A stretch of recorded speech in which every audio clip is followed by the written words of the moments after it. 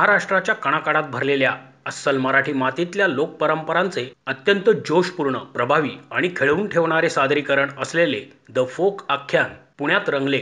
सुमारे 2.5 तास या कलाकारांनी रसिकांना लोककला प्रकारांचे वैविध्य दाखवत मंत्रमुग्ध केलेच तर ठेकाही धरायला लावला। कोथरूड प्रभाग क्रमांक 31च्या माजी नगरसेविका हर्षाली दिनेश माथोड यांच्या पुढाकाराने आयोजित 2 दिवसीय कोथरूड सुरोत्सव 2025चे पहिले पुष्प फोक आख्यानातून गुंफले गेले।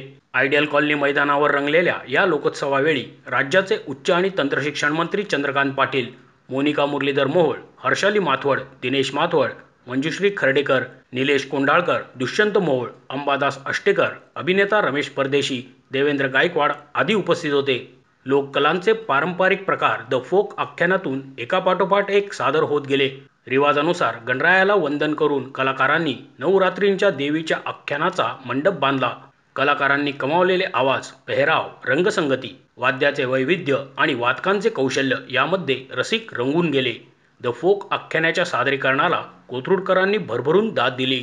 टाळ, वीणा, पखवाज, मृदुंग, ढोलकी, डफ, दिमडी, संवादिनी, बासरी, झांज, तुणतुणे, ढोल अशा देशी वाद्यांचे सूर साथीला घेत कलाकारांनी महाराष्ट्राच्या लोककला परंपरांची अनुभूती दिली।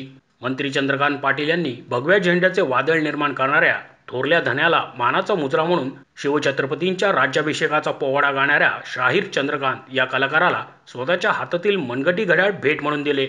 या प्रसंगी मोनिका मोहोळ म्हणाल्या, दिवाळीचा आनंद द्विगुणित करण्यासाठी कोथरूडमध्ये सुरोत्सवासारखा आगळावेगळा कार्यक्रम गेल्या 4 वर्षांपासून हर्षाली माथोड घेत आहेत। मराठी लोकसंस्कृतीचे दर्शन घडवणारा द फोक आख्यान आणि राहुल देशपांडे यांच्या बहारदार गायनाची मेजवानी कोथरूडकरांना अनुभवता येत आहे। सामाजिक बांधिलकी जपत माथोड यांनी पूरग्रस्तांसाठी मदत, आरोग्य शिबिर आणि रक्तदान शिबिर असे अनेक उपक्रम राबवले आहेत। हर्षाली माथोड म्हणाल्या, सुरोत्सवाच्या माध्यमातून पुण्याच्या आणि कोथरूडकरांच्या सांस्कृतिक अपेक्षांची पूर्तता करण्याचा हा प्रयत्न आहे। मोठ्या संख्येने या उपक्रमाला प्रतिसाद देणाऱ्या रसिकांविषयी कृतज्ञता व्यक्त करते। हा महोत्सव यापुढेही फुलत राहावा आणि नागरिकांच्या सेवेची मला संधी मिळावी अशी इच्छाही त्यांनी व्यक्त केली।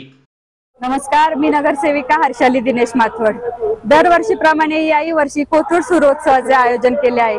कोथरूड सुरोत्सवातील आज हे पहिले पुष्प या ठिकाणी गुंफले जात आहे।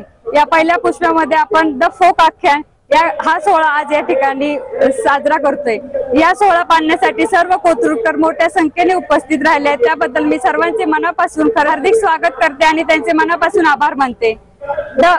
या कोथरूड महोत्सवामधला उद्याचे दुसरे पर्व सुप्रसिद्ध शास्त्रीय गायक राहुल देशपांडे यांचा गायनाचा कार्यक्रम या ठिकाणी सादर होणार आहे।